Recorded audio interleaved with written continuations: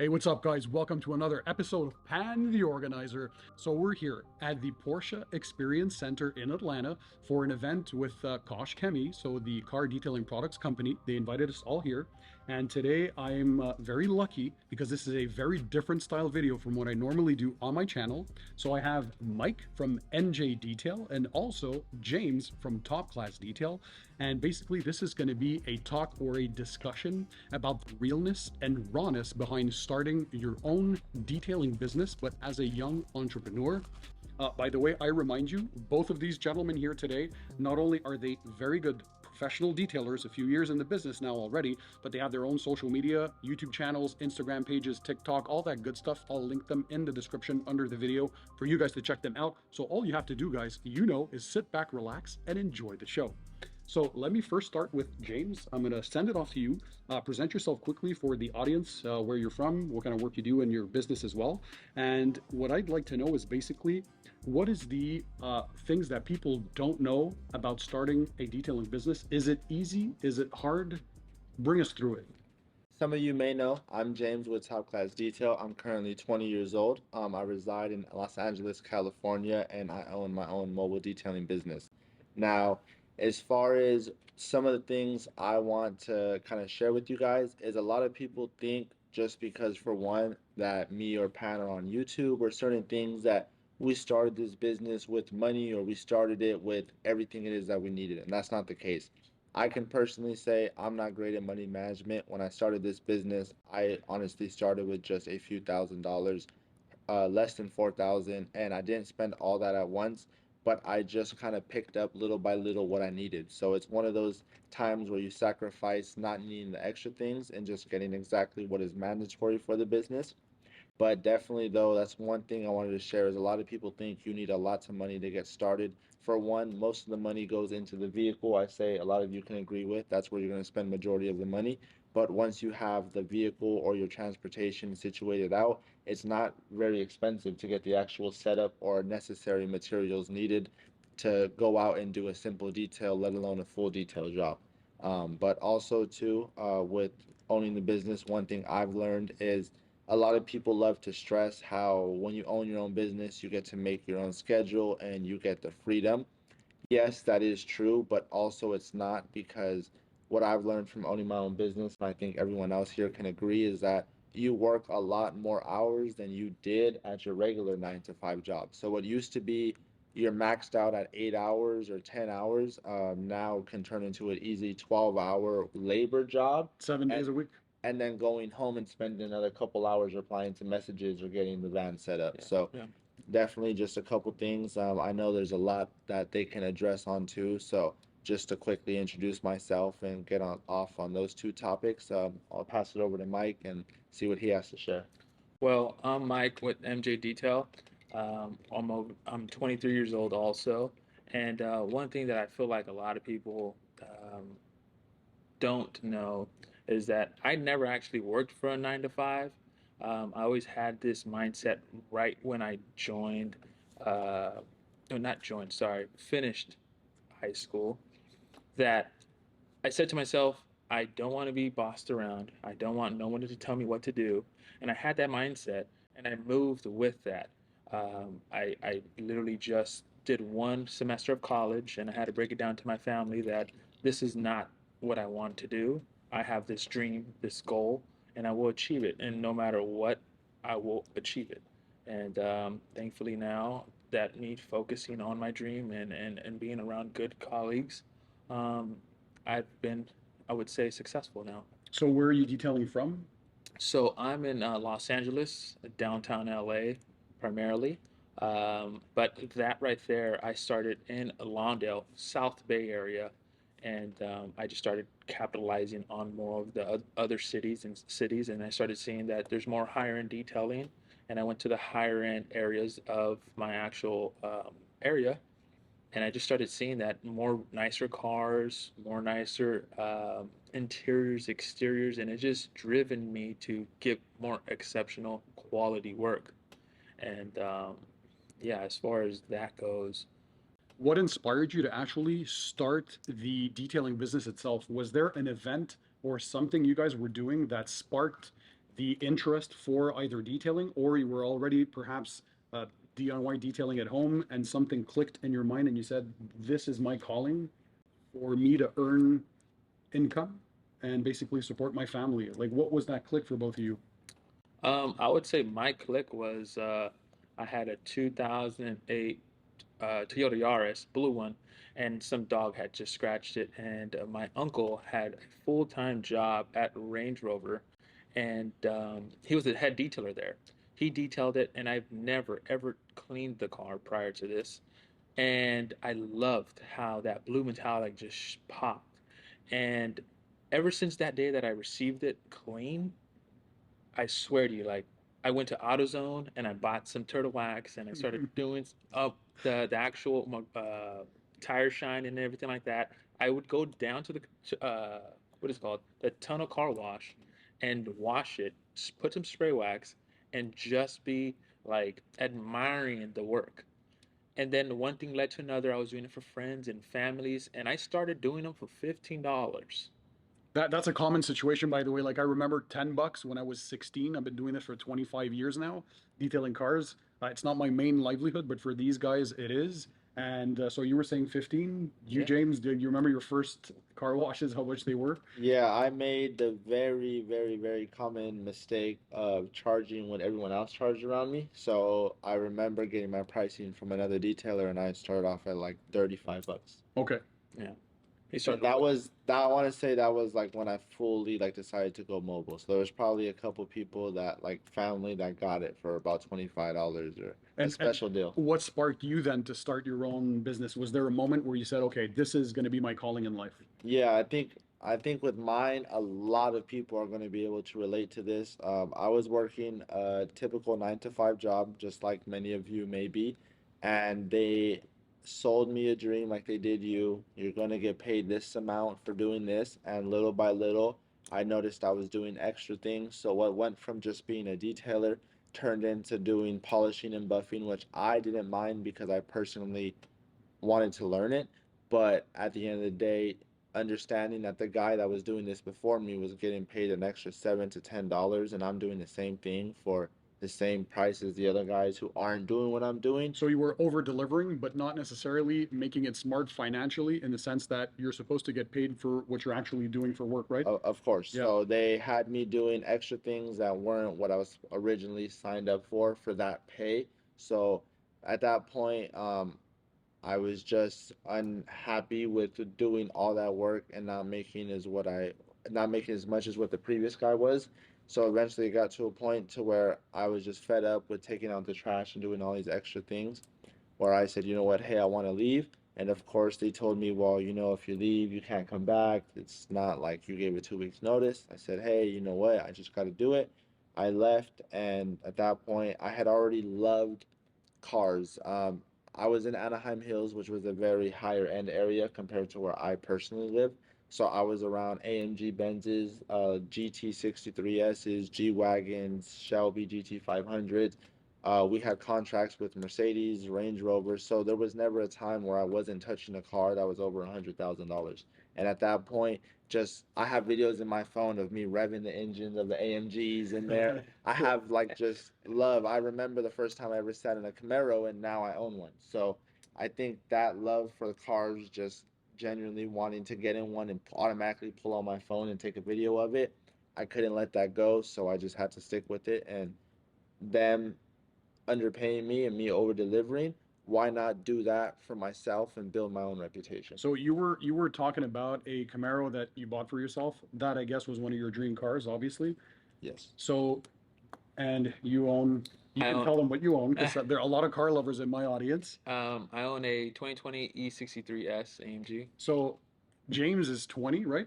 And you're 23-ish. 23. So guys, one reason I wanted to have them here is success can come at an early stage if you have the right mindset for it. And when we were going through these discussions, for me, it's always a pleasure to give back to the community in a sense of giving advice, sitting down with people, especially that younger generation that I see, if they have the motivation, the skills, and they are driven by passion and hard work ethics, there's a point in life where you can start to have these dreams, and how do you make them happen? It doesn't happen by just snapping your fingers. There's actually work behind it, but they're a living proof that at a young age, if you set your mind to it and you do your thing, you have visions on either a true vision board or in your head, as I was telling you, so a mental vision board. You have to be driven by something more than, like I gave them a personal experience I had with my upbringing. I had an immigrant father, so he came from Greece, and God bless him, fantastic person. And my mom was from Canada, and the way they raised me was focus in school because I was always first in class, and I studied in medicine and molecular biology and biochemistry in university. And so they wanted me to follow that career path, which is just do what you were supposed to study for, and don't look for anything greater. Don't have any big endeavors. Don't dream bigger than life because that's not how life goes. But I was the opposite, and that's what kind of I think you guys can relate to is there gets a point in your life where you want more for yourself.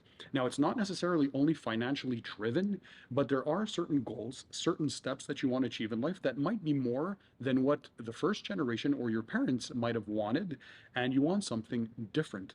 So if you only listen to people around you, either in your family or from your friends, that try to convince you, don't do that.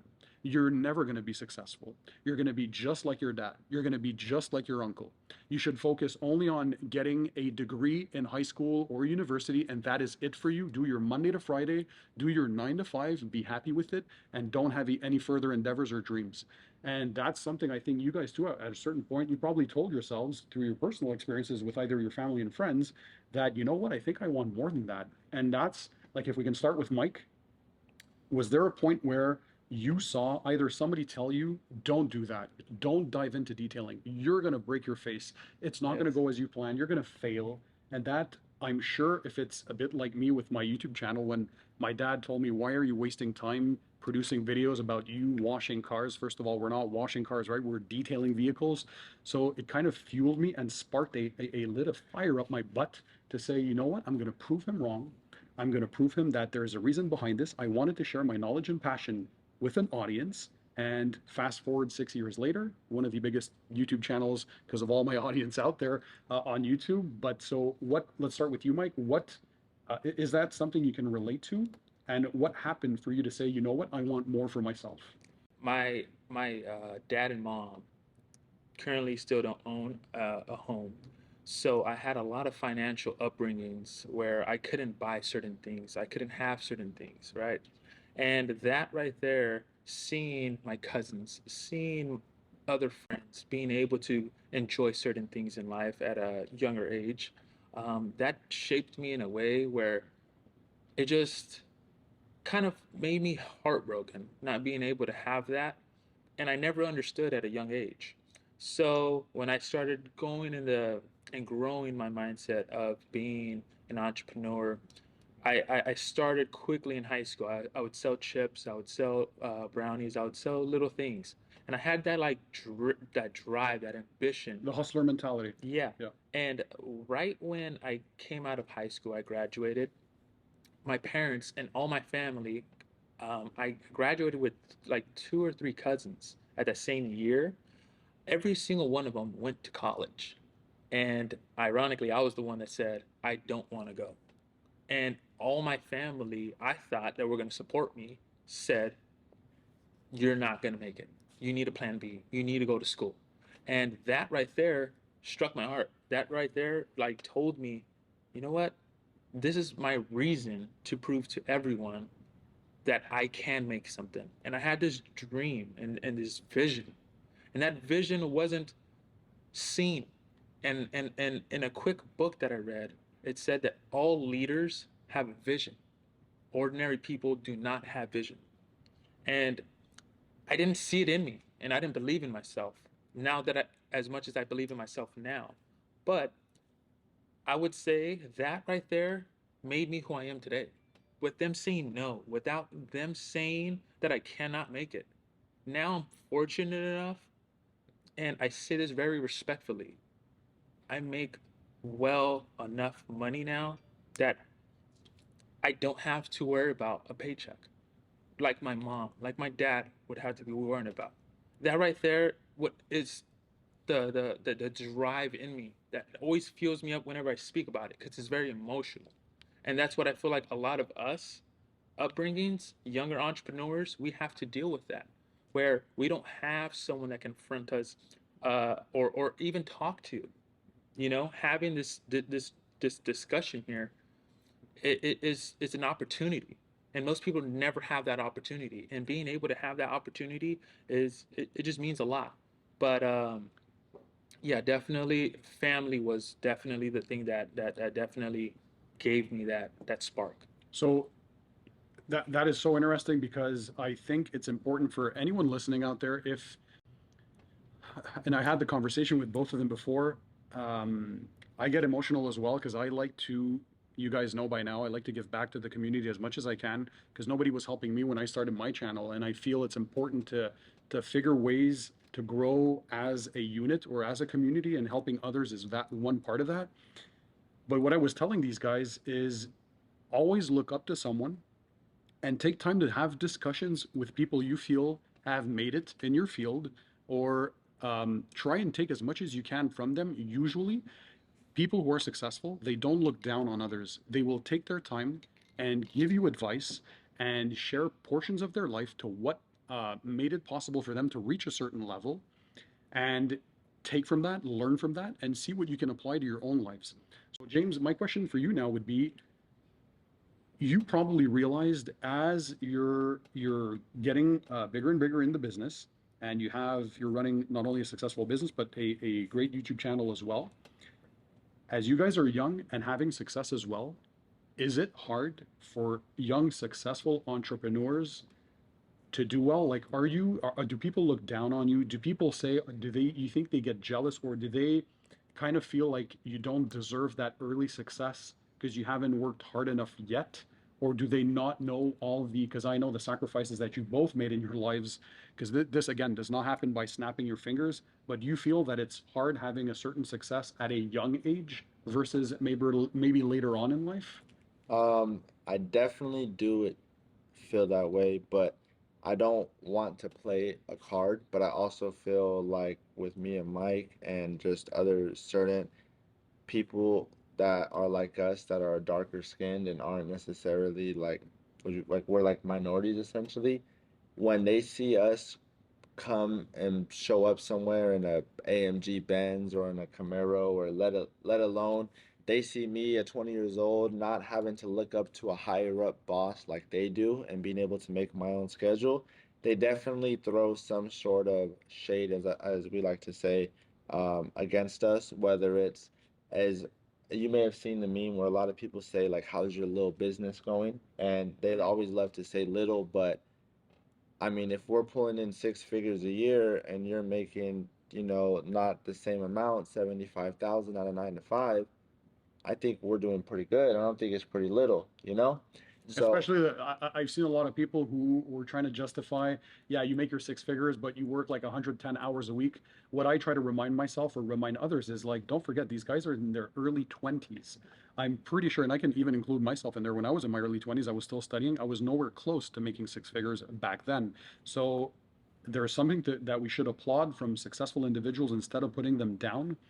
But so you do feel that there's certain, sometimes the way people look at you, maybe that you don't deserve to be at this point, or how is it possible that these two young guys are that successful so quickly, so they don't take you as seriously maybe? yeah, they don't. For one, I say it has to do a lot with and the industry we're in and the type of work. Let's say me being as young as I am and only being in it for 2 to 3 years, they may not think I have the same knowledge as you or be able to provide the same outcome, if not a better outcome, because you have more time in the game, which yes, can be true. But let's say you've done this job for 10 years, but continue every year to stay in the same place and never invest in yourself to get better. But I, in 2 years, have taken two different certifications, as well as spent hundreds of hours researching online, as well as trying with trial and error myself.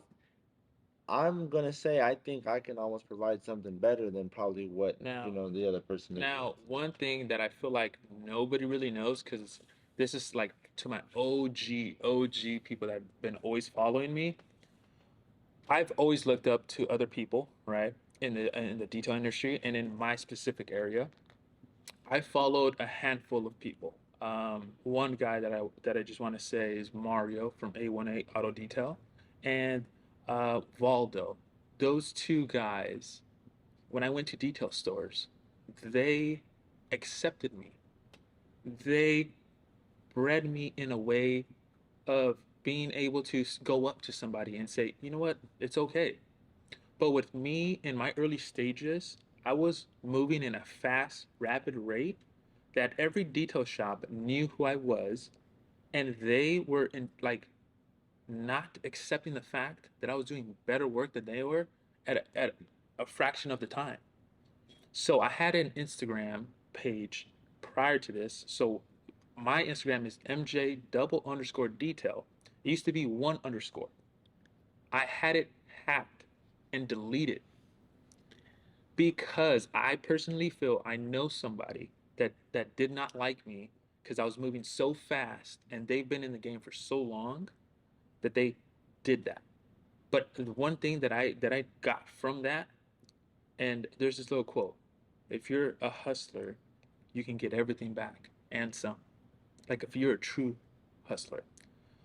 1 week, that same time that I noticed that I got it and deleted, 1 week prior to this, my account was at 2,500 followers. And 1 week, I had gotten over 1,000 followers because my name and my brand was so solidified in my area that it just grew, and no one could ever dumb that down. And I feel like a lot of people don't understand how hard we work. Absolutely. It is the hardest thing to do is to build your reputation, first of all, to build an audience if you do have social media, to build your business as far as clientele is concerned, because it's one thing to do one job one time, but you want to have that repeat customer come back. So as we're talking about growth, I'm sure a lot of viewers now are waiting for that moment of, okay, well, I do have the drive, I do have the motivation. How do I actually start that business? What, and I want you both to get into this. How did you physically start your businesses? Say to find out what other people around you are charging, but that doesn't work. You need to find out how much